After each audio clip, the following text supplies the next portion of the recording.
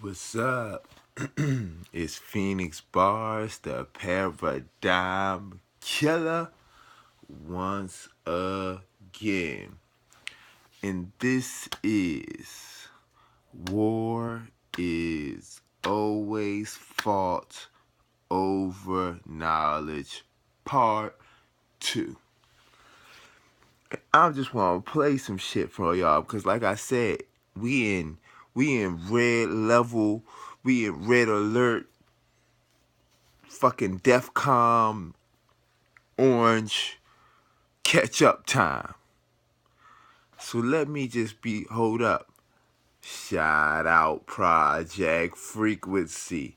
We coming. We about to take over. Shout out the Black Gunner. My Gunner. Now let's get into it. I'm just going to get into it because I'm sharing these interviews off the Bite Show. And I think the sound on this one should be kind of a little bit better than they have been. But I'm sharing these Dr. Joseph P. Farrell interviews with y'all. And I just want y'all to hear this shit. And then I'ma go in. Alright? Yeah.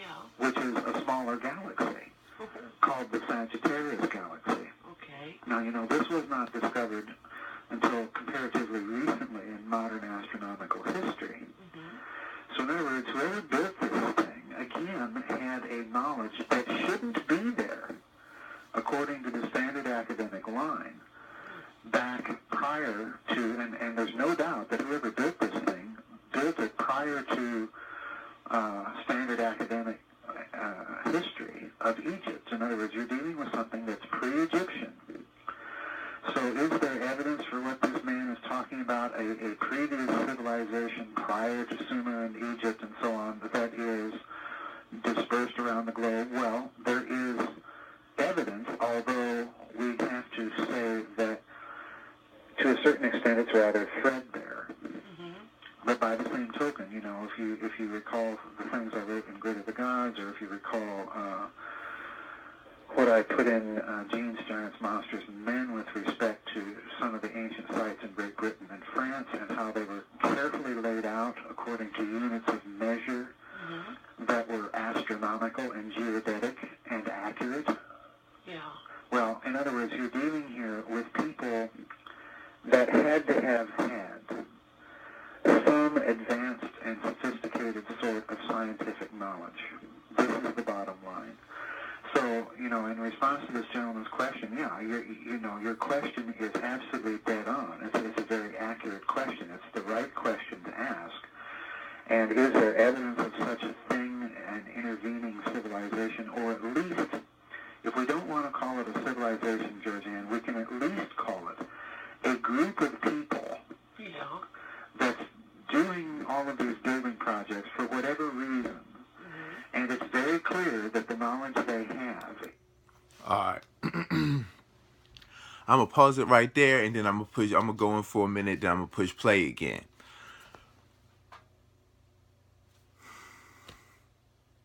And the reason, see, this is what I said. If you go watch the Giza Death Star breakdown, part 1, this clarifies my point. See, I'm not worried about what the fuck academia or science really has to say. I mean, I am, but I'm not. I don't base my theories on them because they are lying, racist, corrupt fucks of all different shades, shades, and colors. Degrassi, he's a black man, but he's a fucking coon. Okay? So I don't base my theories on the on only the evidence that academia presents to you. Saying that, first of all, he says a civilization or something like it, group of people before Mesopotamia, before Egypt, Okay. Are y'all paying attention, yeah? And like I said, this is an Oxford scholar. And when he said what he said, he didn't seem like he was too uncomfortable saying it. He said that, yeah, most likely it is. But as far as the evidence, which has been sequestered, they keep all the evidence. As long as they hide the evidence, and if we use their way of thinking, they're going to win because they are hiding the evidence. Okay, let me push play because I want to get a little bit further in this interview. Is pretty sophisticated. It's completely anachronistic on any standard academic history. And this is why I'm not a subscriber to standard academic history. They just don't want to go there, Yeah.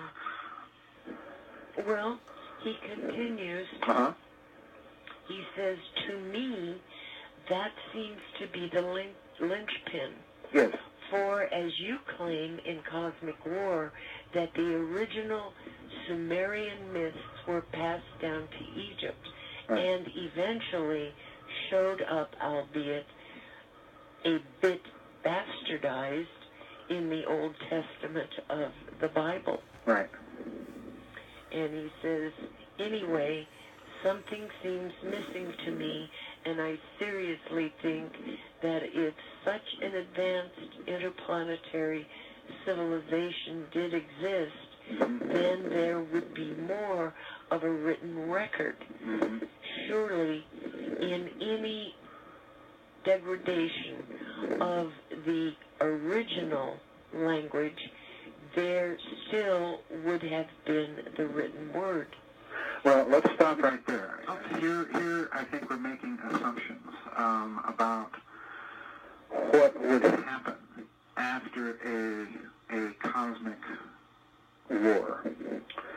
If we can imagine, the God perish the thought, but if we were to imagine for a moment an all-out thermonuclear war, all right, it's my suspicion that you'd have very little by way of surviving written records. I mean, our computer records of things would be obliterated. Oh, yeah. As for that matter, would paper records. Yeah. You would have to find some mechanism whereby to preserve as much human knowledge as quickly. All right. It's not getting to the part that I wanted to, but fuck it. It said it motherfucking enough. Are y'all motherfucking listening? And this was a viewer comment. This was a viewer question.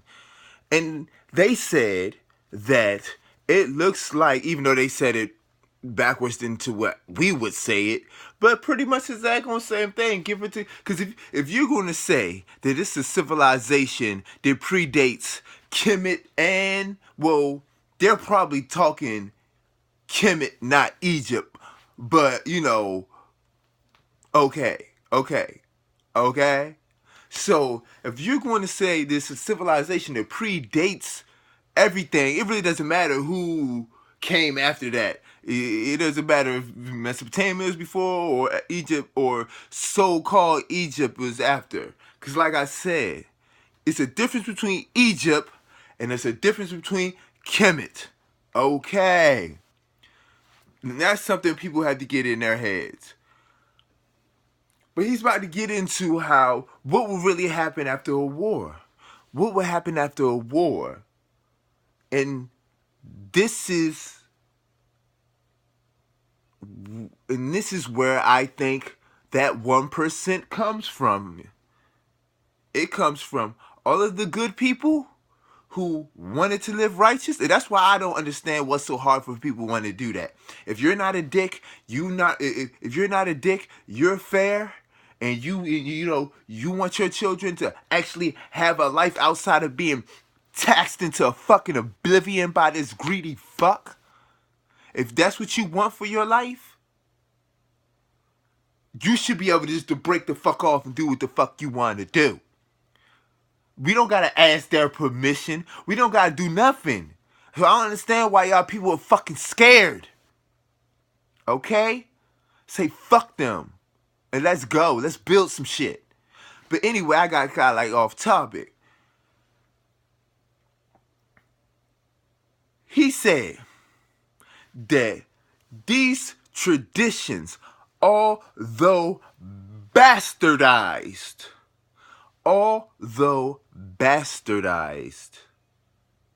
ended up in the Old Testament of the Bible. Now, how many of y'all so super Christians know that? How many? And that's what I'm saying. Y'all not getting where my irritation is coming from? Are you not getting where my irritation is coming from?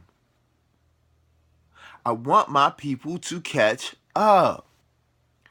Like I said in Fuck Amon Ra Squad, I had to go to all these Europeans to get my shit back. Okay? And then I see, once I get to a point where I totally, I got a little bit of my shit. I got a little bit of my shit back. I'm starting to get my shit back. I start to fucking notice that